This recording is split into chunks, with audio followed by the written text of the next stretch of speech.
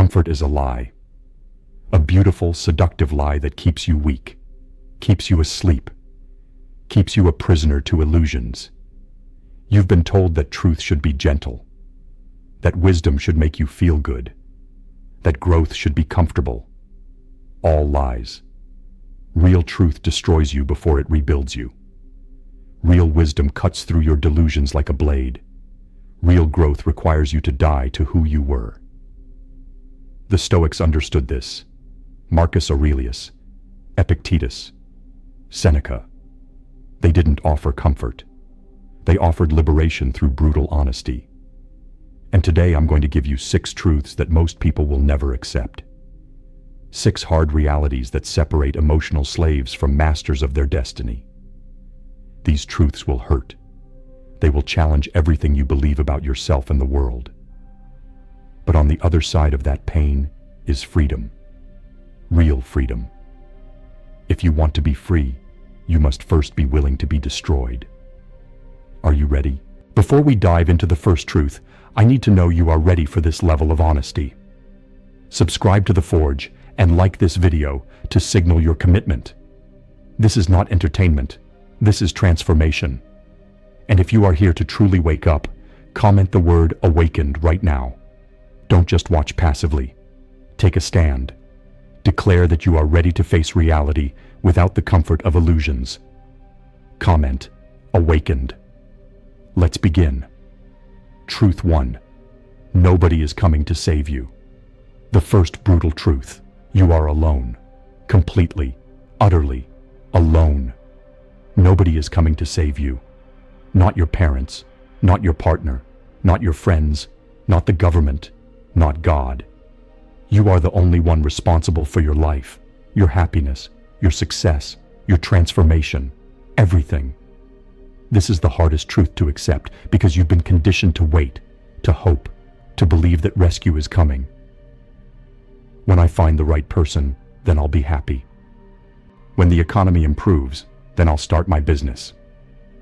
When someone recognizes my talent, then I'll succeed. All waiting. All hoping for external salvation. It's not coming. Epictetus, who was born a slave, understood this better than anyone. He wrote, "Make the best use of what is in your power and take the rest as it happens." Notice what he's saying. What's in your power is all you have. Everything else is beyond you. You don't control whether someone saves you, but you control whether you save yourself. And that's terrifying, because it means you can't blame anyone. You can't wait for better circumstances. You can't postpone your transformation until conditions are perfect. You have to act, now, alone, with what you have. Marcus Aurelius, the most powerful man in Rome, still wrote, "Nowhere can man find a quieter or more untroubled retreat than in his own soul." Even surrounded by armies and advisors, he knew, salvation is internal, never external. Here's what this truth demands of you. Stop waiting for permission. Stop hoping for rescue. Stop expecting someone else to fix your life. You are the architect, the builder, the hero of your own story. And if you fail, that's on you. If you succeed, that's on you. Total responsibility. No excuses. No Ju-Yuan. This truth destroys the victim mentality, the belief that you're powerless, the fantasy that someone will eventually notice your suffering and fix it. They won't. You're alone in this. And that's not a curse. That's power. Because when you accept that nobody is coming, you stop waiting and start building. This is truth 1. Nobody is coming to save you. Accept total responsibility. Stop waiting. Save yourself. Truth 2. You are the cause of your own suffering. The second brutal truth. Almost all of your suffering is self-inflicted. Not the pain. Pain is inevitable. Life delivers pain to everyone. But suffering, that's optional. And it's almost always caused by you. Marcus Aurelius wrote, "If you are distressed by anything external, the pain is not due to the thing itself, but to your estimate of it. And this you have the power to revoke at any moment." Read that again. The pain is not the event. The pain is your interpretation of the event. Someone rejects you. That's not suffering. That's just information. Your suffering comes from the story you tell yourself. This means I'm not good enough. This means I'll always be alone. This means I'm a failure. That story is yours. You wrote it. You're torturing yourself with it. Someone criticizes your work. That's not suffering. That's just feedback. Your suffering comes from believing, they're right, I'm incompetent, I shouldn't have tried. You did that to yourself. Epictetus taught, men are disturbed not by things but by the views which they take of them. Not by things, by your view of things. You have a fight with your partner. The fight is over in 10 minutes, but you replay it for 3 days. You catastrophize. You imagine worst-case scenarios. You create suffering where none exists anymore. The fight didn't do that. You did. This truth is brutal because it removes your ability to blame external circumstances for your misery.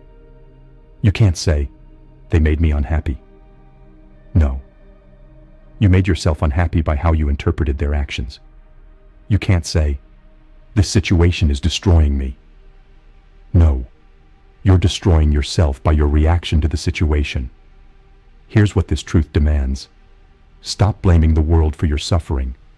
Start examining your interpretations, your stories, your reactions. Pain happens. Suffering is a choice. When you accept this, you reclaim power. Because if you're creating the suffering, you can stop creating it. You can change the story, reframe the event, choose a different response. Seneca said, we suffer more often in imagination than in reality.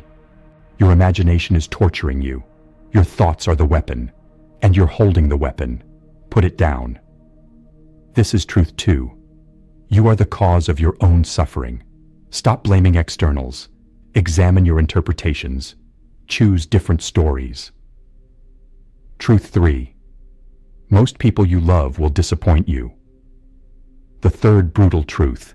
The people you love will let you down, repeatedly.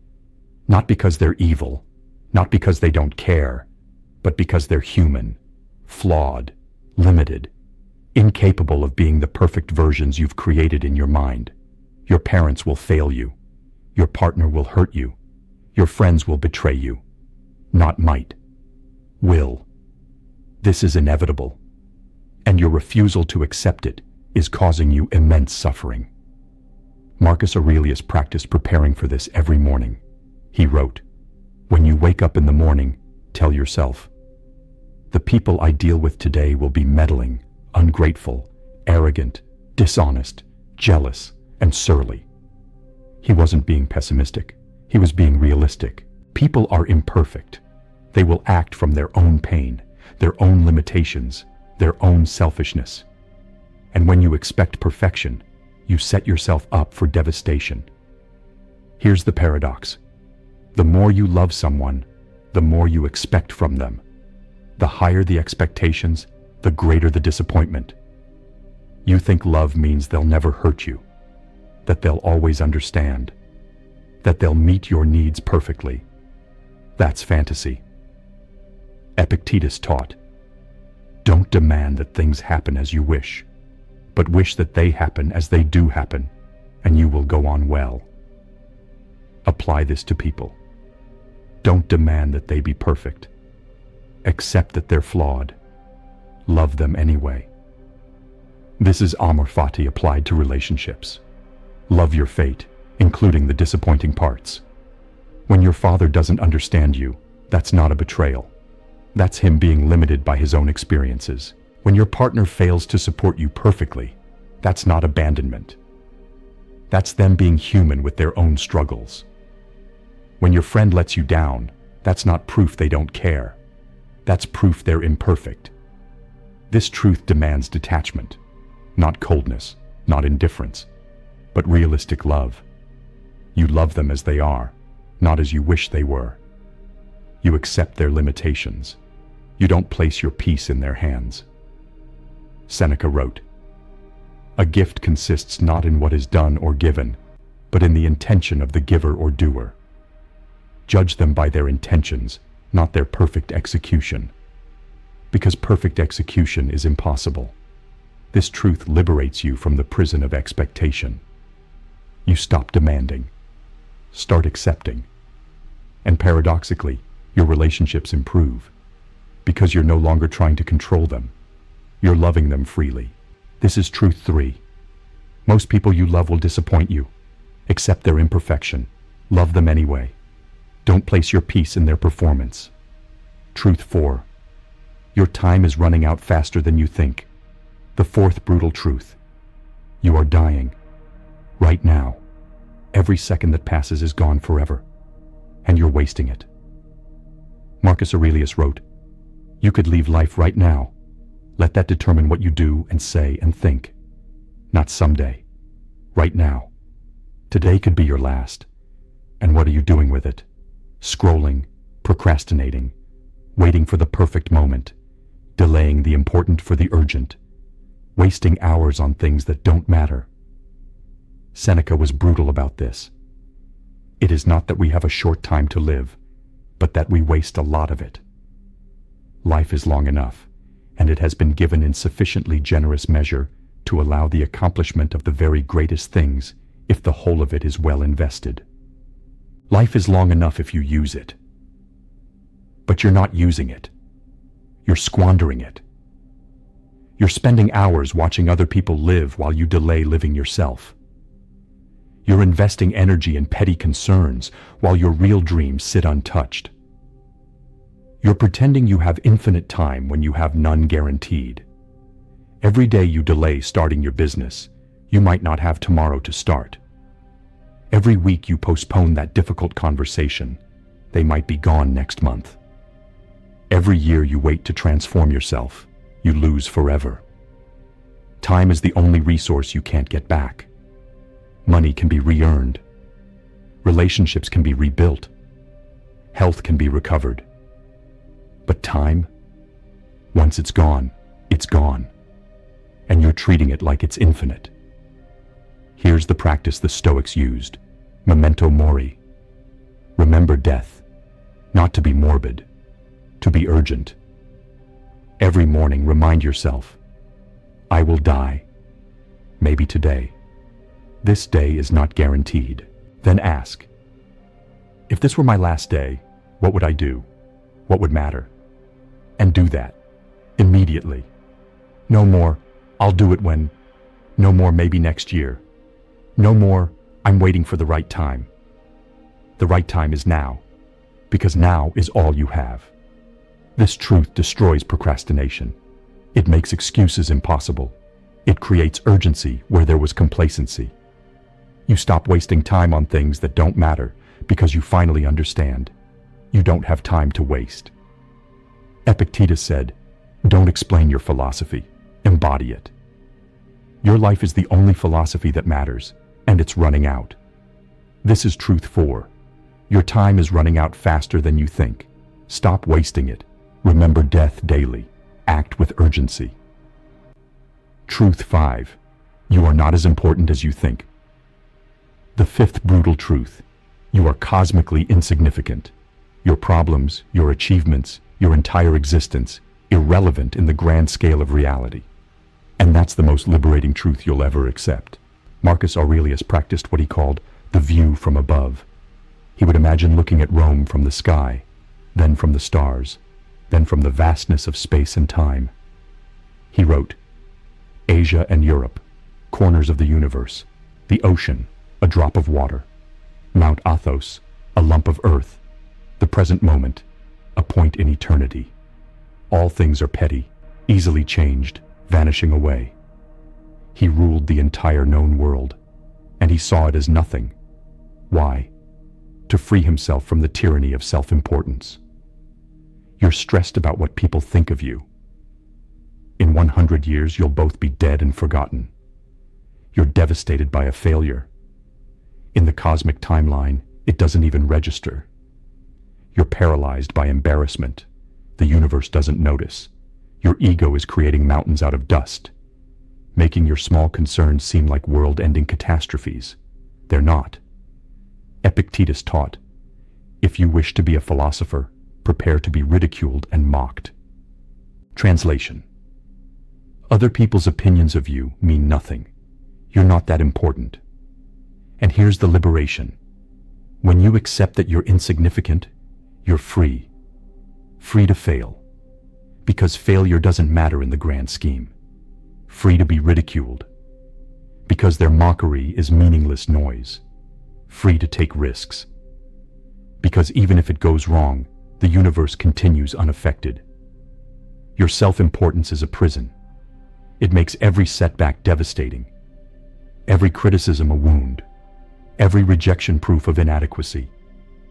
But when you zoom out and see reality, you're a brief flash of consciousness on a small planet in an infinite universe.